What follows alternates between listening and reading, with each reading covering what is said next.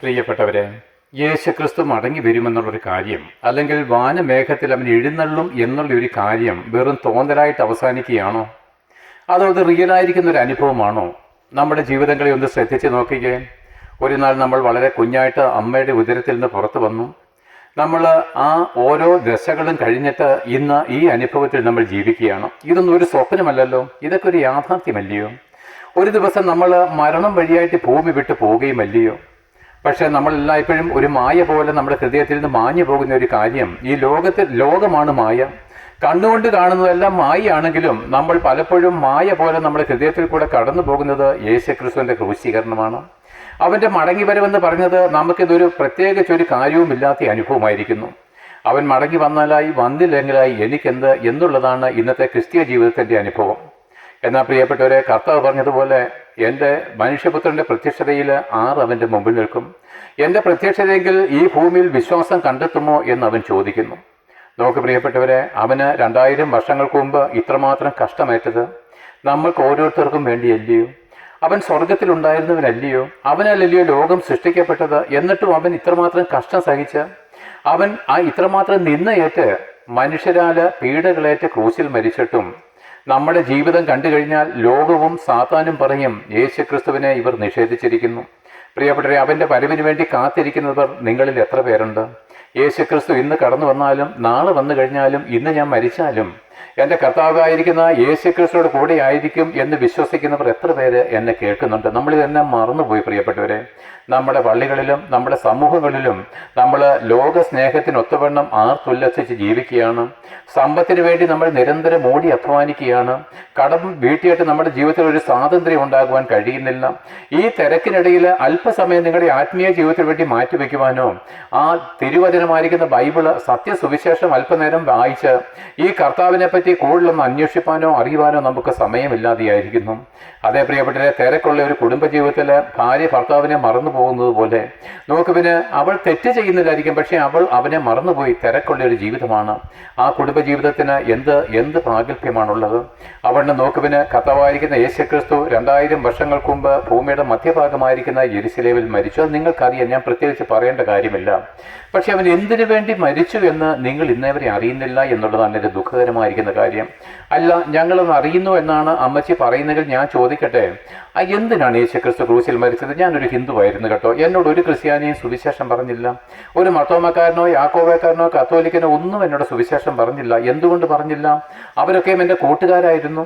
അങ്ങനെയുള്ള അനേക ചെറുപ്പക്കാർ എനിക്ക് സ്നേഹിതന്മാരുണ്ടായിരുന്നു. ഞാൻ മദ്യപാനി ആയിരുന്നില്ല, മദ്യത്തെ ഞാൻ വെറുത്തിരുന്നു. എന്നിട്ടും അവരെന്നെ മദ്യം കഴിപ്പിക്കാനായിട്ട് പ്രേരിപ്പിച്ചു കൊണ്ടിരുന്നു. പ്രിയപ്പെട്ടവരെ, മദ്യപാനിയായിരിക്കുന്ന ഒരു മനുഷ്യൻ സ്വർഗരാജ്യത്തിൽ അവകാശമാക്കുകയില്ലെന്ന് സ്ത്രീഹന്മാർ മുഖാന്തരം പരിശുദ്ധാത്മാവ് നമ്മുടെ വേദപുസ്തകമായിരിക്കുന്ന ബൈബിളിൽ എഴുതി വെച്ചിട്ടും അവൻ്റെ ഉയർത്തെഴുന്നേപ്പും അവൻ്റെ ജനനവും എന്ന് പറഞ്ഞ് നമ്മൾ കള്ളു കുടിക്കുമ്പോൾ നമ്മൾ ആരുടെ പക്ഷത്താണ്? സാത്താൻ്റെ പക്ഷത്താണോ യേശുക്രിസ്തുവിൻ്റെ പക്ഷത്താണോ? നിങ്ങൾ അതിനെപ്പറ്റി ഒന്ന് ചിന്തിക്കണമെന്നാണ് ഞാൻ ആഗ്രഹിക്കുന്നത്. കാരണം എന്താണെന്നറിയാമോ? യേശുക്രിസ്തു എത്രയായാലും മടങ്ങി വരും. നിങ്ങൾ അതിനെ വിശ്വസിച്ചാലും അംഗീകരിച്ചാലും ഇല്ലെങ്കിലും നമ്മളതിനെ നിഷേധിച്ചാലും യേശുക്രിസ്തു മടങ്ങി വരിക തന്നെ ചെയ്യും പ്രിയപ്പെട്ടവരെ. എന്നാൽ നമുക്ക് അല്പകാലം പിന്നേക്ക് നോക്കിക്കഴിഞ്ഞാൽ നോക്കുവിന് 6000 വർഷമല്ലേ ഭൂമിയിൽ മനുഷ്യനുണ്ടായിട്ടുള്ളൂ. ആദ്യത്തെ മനുഷ്യനായിരിക്കുന്ന ആദമിന് 930 വർഷത്തെ ആയുസ് ഉണ്ടായിരുന്നു. നിങ്ങൾ വിചാരിക്കുന്നത് കള്ളക്കഥയാണെന്ന്? അല്ല, അതങ്ങനെ തന്നെയാണ്. മെതുശലഹിന് 969 വർഷത്തെ ആയുസ്സും ഉണ്ടായിരുന്നു. പക്ഷേ 969 വയസ്സുള്ള മെതുശലേഹും ആ 969 വർഷവും പൂർത്തീകരിച്ച് ഈ ഭൂമിയിൽ മരിച്ചുപോയി എന്നുള്ള സത്യം നിങ്ങൾ അറിയണം. അതേ പ്രിയപ്പെട്ടവർ, നമുക്ക് 1,00,000 വർഷമാണ് ആയുസെങ്കിലും ആ 1,00,000 വർഷം കഴിഞ്ഞാലും നമ്മൾ മരിക്കുമെന്ന് നമ്മൾ അറിയണം പ്രിയപ്പെട്ടവരെ. കാലം അങ്ങനെ മുമ്പോട്ട് ഓടിക്കൊണ്ടിരിക്കുകയാണ്. എൻ്റെ സ്നേഹിതൻ ബൈക്കിലിരുന്നു കൊണ്ട് പറയുകയാണ്, നാളെ ശനിയാണ്. എന്ത് പെട്ടെന്ന് ഒരാഴ്ച തീർന്നു പോയത്. നിങ്ങളൊന്ന് ചിന്തിച്ച് നോക്കിയാൽ നമ്മുടെ ബാല്യകാലങ്ങളിൽ, അല്ലെങ്കിൽ 10 50 വർഷങ്ങൾക്ക് മുമ്പ് നമ്മുടെ ബാല്യകാലങ്ങളിൽ ഒരു ശനിയാഴ്ച കഴിഞ്ഞ് അല്ലെങ്കിൽ ഒരു ഞായറാഴ്ച കഴിഞ്ഞിട്ട് അടുത്ത ഞായറാഴ്ചയ്ക്ക് വേണ്ടി എന്തുമാത്രം നമ്മൾ കാത്തിരിക്കണമായിരുന്നു. ഒരു വലിയ ദൈർഘ്യമുള്ളതുപോലെ നമുക്ക് തോന്നുമായിരുന്നു. എന്നാൽ ഇന്നോ കണ്ണടച്ച് തുറക്കുന്നതിന് മുമ്പ് പ്രിയപ്പെട്ട ഓരോ ആഴ്ചകളും മാസങ്ങളും വർഷങ്ങളും കടന്നു പോവുകയാണ്. 2025 ആരംഭ ദിവസം അല്ലെങ്കിൽ 24 രാത്രി 12 മണിക്ക് നമ്മൾ 25-ന് വരവേറ്റത് ഇതാ ഇന്നലെ പോലെയാണ്. ഇന്നിതാ 1 മാസം കഴിഞ്ഞു, വീണ്ടും 5-8 ദിവസവും കൂടെ കഴിഞ്ഞിരിക്കുന്നു. അല്ല, 23-ന്റെ അവസാനം എന്ത് വേഗത്തിലാണ് തീർന്നു പോയത് പ്രിയപ്പെട്ടവരെ. 24 മണിക്കൂറും അന്നും ഇന്നും സമയമുണ്ട്, അതിന് വ്യത്യാസം വന്നിട്ടില്ല. പക്ഷേ എന്താണ് ഇവിടുത്തെ പ്രശ്നം നിങ്ങൾക്കറിയാമോ? ഞാനൊരു കാര്യം പറഞ്ഞു തരാം. ഈ ലോകം വളരെ സ്പീഡായിട്ട് തീർന്നതിൻ്റെ കാര്യം ഞാൻ പറഞ്ഞു തരാം. ഒരു നദി ശാന്തമായിട്ട് ഒഴുകിയാണ്. നമുക്ക് പിന്നെ അതിനകത്ത് വലിയ ഒഴുക്കൊന്നുമില്ല, അത് വളരെ സ്വസ്ഥതയോട് ഒഴുകിയാണ്. എന്നാൽ ഒരു വെള്ളച്ചാട്ടത്തിൻ്റെ അടുക്കലേക്ക് ചെല്ലുമ്പോൾ, അതൊരു അഗാധമായിരിക്കുന്ന ഗർത്തത്തിലേക്ക് പതിക്കാറാകുമ്പോൾ അതിന് സ്പീഡ് കൂടുകയാണ്. അത് മിന്നൽ വേഗത്തിൽ പോയിട്ട് അപ്പോഴും എന്താണ്, നേരത്തെ അതിന് 1 കിലോമീറ്റർ ഒഴുകുവാൻ 5 മിനിറ്റ് വേണമായിരുന്നുവെങ്കിൽ, അല്ലെങ്കിൽ 10 മിനിറ്റ് വേണമായിരുന്നെങ്കിൽ, ആ എൻഡിലേക്ക് ചെല്ലുമ്പോൾ വെള്ളച്ചാട്ടത്തിലേക്ക് പതിക്കുന്ന സമയത്ത് അതിന് 1 കിലോമീറ്റർ ഒഴുകുവാൻ കൂടി വന്ന 30-40 സെക്കൻഡ് മതി എന്നുള്ള അനുഭവത്തിലേക്ക് കടന്നു വന്നിരിക്കുകയാണ്. കിലോമീറ്ററിന് കുറവൊന്നുമില്ല, ദൂരത്തിന് കുറവൊന്നുമില്ല, പക്ഷെ സമയത്തിന് കുറവ് വന്നിരിക്കുന്നു. പ്രിയപ്പെട്ടവരെ, ലോകം അതിൻ്റെ അവസാന സമയത്തേക്ക് കടന്നു വന്നിരിക്കുകയാണ്. യേശുക്രിസ്തു മടങ്ങി വരുവാനുള്ള സമയമായിരിക്കുന്നു. എനിക്കറിയാം, ഞാൻ ക്രിസ്തീയ മതവിശ്വാസികളുടെ മധ്യേ നിന്നാണ് പ്രസംഗിക്കുന്നത്, എനിക്ക് നല്ല ഉറപ്പുണ്ട്. പക്ഷെ നോക്ക് പ്രിയപ്പെട്ടവരെ, ഞാൻ നിങ്ങളോട് പറയുന്നു, സുവിശേഷം നിങ്ങൾ അറിയിച്ചിട്ടുണ്ടോ? യേശുക്രിസ്തുവിൻ്റെ വരവും യേശുക്രിസ്തുവിൽ വിശ്വസിക്കുന്നവർക്കുള്ള പാപമോചനവും നിങ്ങൾ പ്രസംഗിച്ചിട്ടുണ്ടോ? ഇല്ല എങ്കിൽ പ്രിയപ്പെട്ടവരെ, നമ്മൾ ക്രിസ്ത്യാനി ആയിട്ടില്ല. യേശുക്രിസ്തുവിൻ്റെ ആത്മാവിനെ നമുക്ക് പ്രാപിച്ചിട്ടുമില്ല. തിന്നാനും കുടിക്കാനും ആനന്ദിക്കാനും വേണ്ടിയിട്ടല്ല ക്രിസ്തു മരിച്ചത്. നമുക്ക് വീട് വയ്ക്കുവാനും കുഞ്ഞുങ്ങളുടെ വിവാഹം നടത്തുവാനും നമ്മുടെ കടം മാറുവാനുമായിട്ടുമല്ല ക്രിസ്തു മരിച്ചത്. ഇത് ക്രിസ്തു മരിച്ചില്ലെങ്കിലും ഇതൊക്കെ ഇവിടെ സംഭവിക്കും. ഇന്ത്യയിലെ സകല സമ്പന്നന്മാരും വലിയ സമ്പന്നന്മാരും ഒന്നും ക്രിസ്ത്യാനികളല്ല. അവർക്ക് യേശുക്രിസ്തുവിനെ നിഷേധവുമാണ്. എന്നിട്ട് അവർക്ക് സമ്പത്ത് കൊണ്ടും അധികാരം കൊണ്ടും മറ്റുള്ളവരുടെ എല്ലാം മേളിൽ അവർ നിൽക്കുന്നുവെങ്കിൽ, പ്രിയപ്പെട്ടവരെ, ഈ ഭൗതികമായിരിക്കുന്ന ലോകത്തിന് വേണ്ടിയിട്ടല്ല യേശുക്രിസ്തു വന്നതും മരിച്ചതും. അവൻ പീലാത്തോസിന്റെ മുമ്പിൽ നിൽക്കുമ്പോൾ പറയുന്ന ഒരു കാര്യമുണ്ടല്ലോ, എൻ്റെ രാജ്യം ഐഹികമല്ല, ആയിരുന്നുവെങ്കിൽ എൻ്റെ ചേകോന്മാർ എനിക്ക് വേണ്ടി പോരാടുമായിരുന്നു. അതേ പ്രിയപ്പെട്ടവരെ, സകല മനുഷ്യരും ഭൂമിയിലുള്ള കാര്യങ്ങൾക്ക് വേണ്ടി കാത്തിരിക്കുകയാണ്. എങ്ങനെ കടം വീട്ടും, അല്ലെങ്കിൽ എങ്ങനെ സമ്പത്ത് ഉണ്ടാക്കാം. യേശുക്രിസ്തുവിനെ പറ്റി പ്രാർത്ഥിക്കുന്നു. പ്രിയപ്പെട്ടവരെ, ലജ്ജാകരം എന്ന് പറയട്ടെ, പെന്തക്കോസ്റ്റൽ അനുഭവങ്ങൾ പോലും അതിൻ്റെ ദൈവകൃപ വിട്ട് ഇപ്പോൾ ഭൗതികമായിരിക്കുന്ന സുഖത്തിലേക്ക് തിരിഞ്ഞാണ്. ഞാനൊരു പെന്തക്കോസ്റ്റൽ സഭാവിശ്വാസിയാണ്, പക്ഷേ ഞാനൊരു ഹിന്ദു മതത്തിൽ നിന്ന് മാനസാന്തരപ്പെട്ടു വന്നതാണ്. പ്രിയപ്പെട്ടവരെ, ഉണ്ണാനും ഉടുക്കാനും ഉണ്ടെങ്കിൽ മതി എന്നുള്ള പൂർണ്ണ വിശ്വാസത്തോടു കൂടി എൻ്റെ കർത്താവിന് വേണ്ടി കഷ്ടം സഹിക്കാനുള്ള കൃപയ്ക്ക് വേണ്ടി യാചിച്ചുകൊണ്ട് ഇറങ്ങിയവന് എനിക്കൊരു ലക്ഷ്യമേ ഉള്ളൂ. എൻ്റെ കർത്താവ് നാളെ മടങ്ങി വരും. അവൻ മടങ്ങി വരുമ്പോൾ എൻ്റെ ദ്രവിച്ചു പോകുന്ന ശരീരത്തെ അവൻ മാറ്റി എനിക്ക് അവനോടുകൂടെ നിത്യമായിരിക്കുന്ന തേജസ്സിൽ എന്നേക്കും വാഴണം. ഈ ഒരു പ്രത്യാശ മാത്രമേ എനിക്കുള്ളൂ. പ്രിയപ്പെട്ടവരെ, ഭൂമിയിൽ നിന്നയും കഷ്ടവും സഹിച്ചുകൊണ്ടാണ് ഞാൻ നിൽക്കുന്നത്.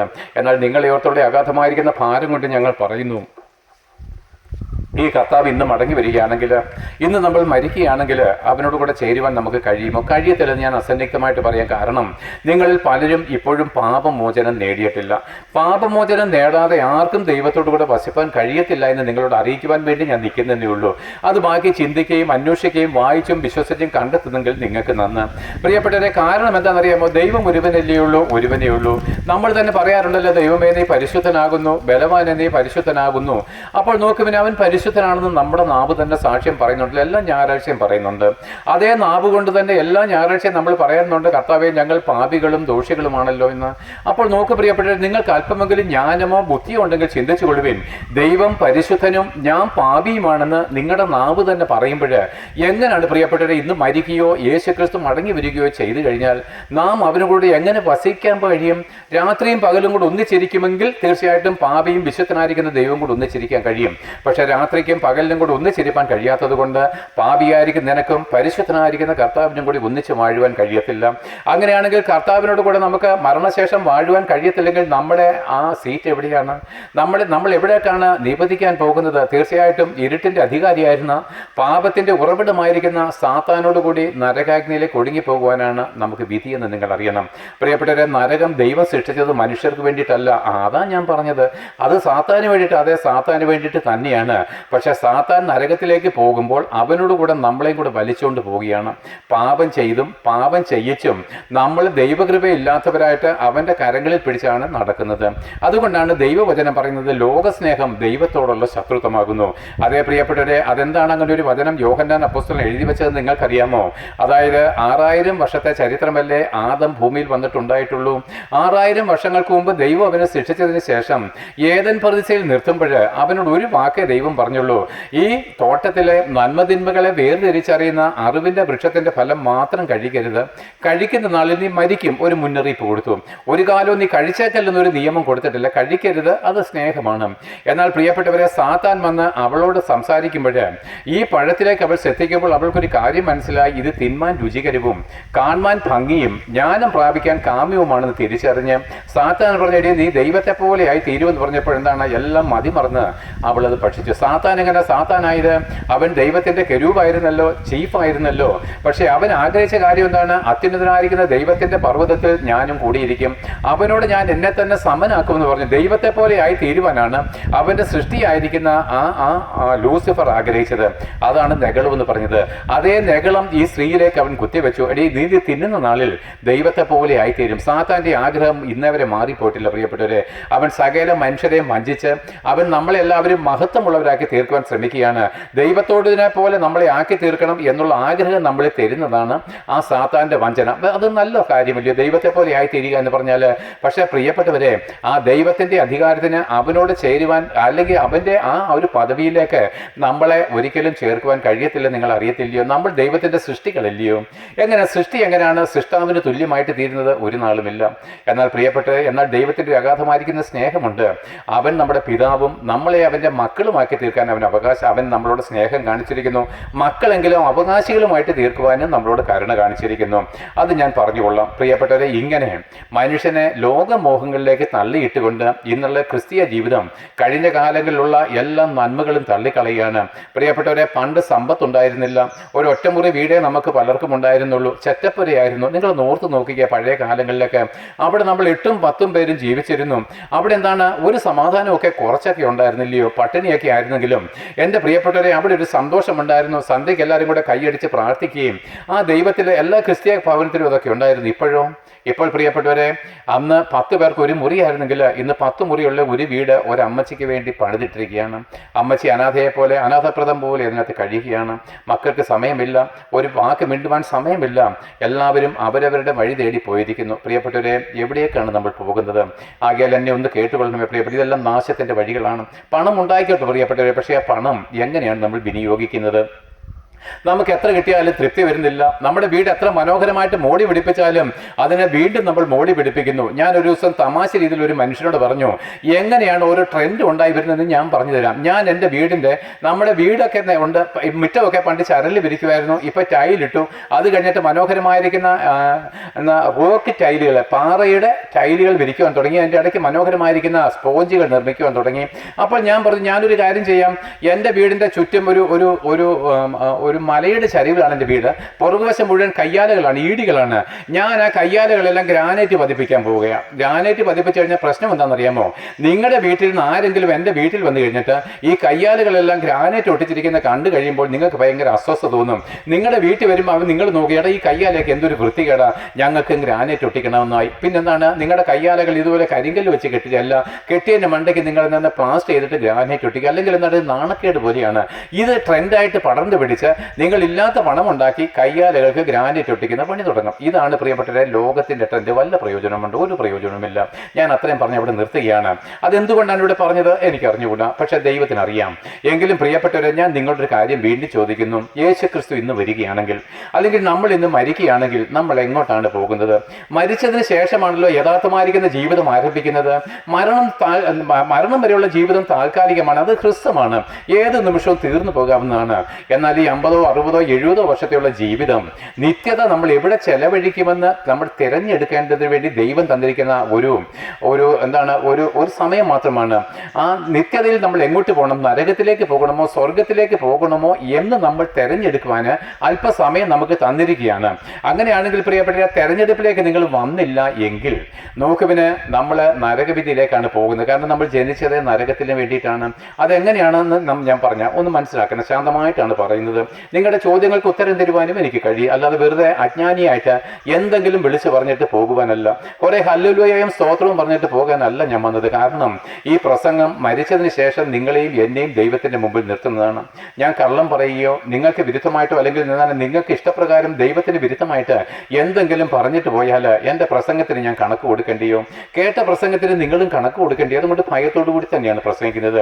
പ്രിയപ്പെട്ടവരെ, നോക്കവിന് ആ യേശുക്രിസ്തു ഇന്ന് വരികയാണെങ്കിൽ നമുക്ക് അവനോട് കൂടെ ജീവിക്കാൻ കഴിയത്തില്ല എന്ന് ഞാൻ ആദ്യം പറഞ്ഞല്ലോ. നമുക്കെന്ന് പറഞ്ഞാൽ പാപമോചനം നേടാത്ത ആർക്കും സാധ്യമല്ല. അതെന്തുകൊണ്ടാണ് അങ്ങനെ പറഞ്ഞതെന്ന് ചോദിച്ചു കഴിഞ്ഞാൽ, നിങ്ങൾ വിചാരിക്കുന്നു നിങ്ങൾക്ക് പാപമോചനം ലഭിച്ചെന്ന്. നിങ്ങൾക്ക് പാപമോചനം ലഭിച്ചിട്ടില്ല എന്ന് ഞാൻ നിങ്ങളോട് ഉറപ്പിച്ചു പറയാം. അതെങ്ങനെ അറിയാവുന്നത്? എനിക്ക് പാപമോചനം ലഭിച്ചോ ഇല്ലയോ എന്ന് ഉപദേശിക്ക് എങ്ങനെ അറിയുന്നത്? തീർച്ചയായിട്ടും അറിയാൻ പറ്റും. ഞാൻ ശാന്തമായിട്ട് പറയട്ടെ. നിങ്ങളൊരു അധ്യാപികയാണെന്ന് കൂട്ടി, അല്ലെങ്കിൽ ഒരു സ്കൂളിലെ ഒരു അധ്യാപകനാണെന്ന് വിചാരിച്ചേ. നിങ്ങൾ പരീക്ഷ ഇട്ടിട്ട് ക്വസ്റ്റ്യൻ പേപ്പർ കുട്ടിക്ക് കൊടുത്തു. കുട്ടി ഉത്തരം എഴുതിയ ആൻസർ പേപ്പർ നമ്മൾ തന്നു. അത് നോക്കുമ്പോൾ തന്നെ ടീച്ചറിനെ അറിയാം, എടാ ഈ കുഞ്ഞ് ഇതിനെല്ലാം തോറ്റു പോകുമ്പോൾ എല്ലാം തെറ്റ് ആൻസർ എഴുതിയിരിക്കുന്നത്. അപ്പോൾ ഈ കുഞ്ഞ് ചോദിക്കാതെ സാറിന് എങ്ങനെ അറിയാം?